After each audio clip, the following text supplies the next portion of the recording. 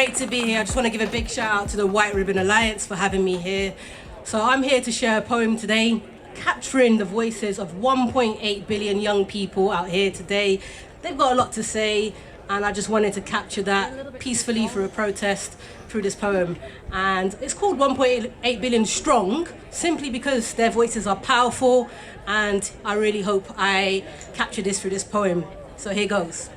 A young mother in the camps told me they only turn the lights on twice a day. Once at dawn when they get up to pray, and once towards the end of the day. An opportunity to put the darkness away, tackle the suicidal thoughts and put the trauma at bay. The children didn't have too much to say, other than the fact that they're grateful for being able to break fast every day, walk to school and back home to play. They say they know these hard times aren't here to stay, and that they are gonna make changes one day soon, as soon as they make room at the table and start to listen. The people in charge have long been abusers of power that's given. It's only the same power cuts could be applied to corruptors embedded in the system. The first task of any leader or politician is to ask, and the second is to listen. We want transparency on the hidden, everything from the cost of living to the cost of giving, because too many are living below the line. Many say they are okay, but they are not fine. Physically unwell and mentally in decline, and even in these times, our girls are undermined and marginalized. Education's been cast aside for 12 million worldwide underage brides who are forced to loosen up when things are tight and tight because money is tight. Considered a burden, sold off or sterilized by surgeons through coercion,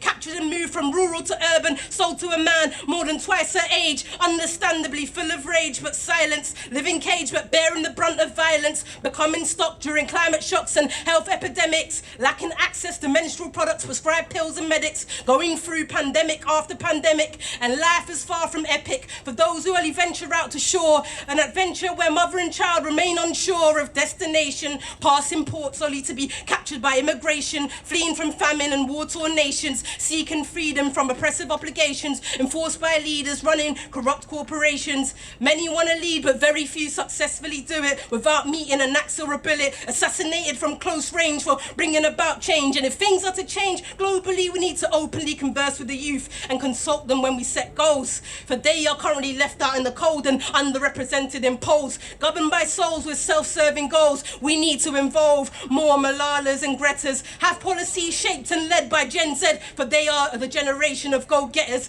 In this rat race, they are the pace setters, running around trying to make the world better, and those in power should know better but to turn them away. Let them have their say, for they are the voice of tomorrow and the voice of today. 1.8 billion strong, with opinions of what's right and what's wrong, powerful voices. They want consent and childbirth choices. They are tired of being raped, trafficked and exploited, often ignored and undervalued despite bringing so much value. They demand inclusion, equitable distribution, and push for the evolution of environmental friendly, sustainable solutions. But we need a fusion of experienced allies and young advocates to collaborate and find these solutions. We are 1.8 billion strong, with opinions of what's right and what's wrong. We have tactics and we have tongues. Don't dismiss us because we're young. Let us unite, rise and lead. Let us plant the seed, for there is nothing about us without us. Listen to our plea. Thank you.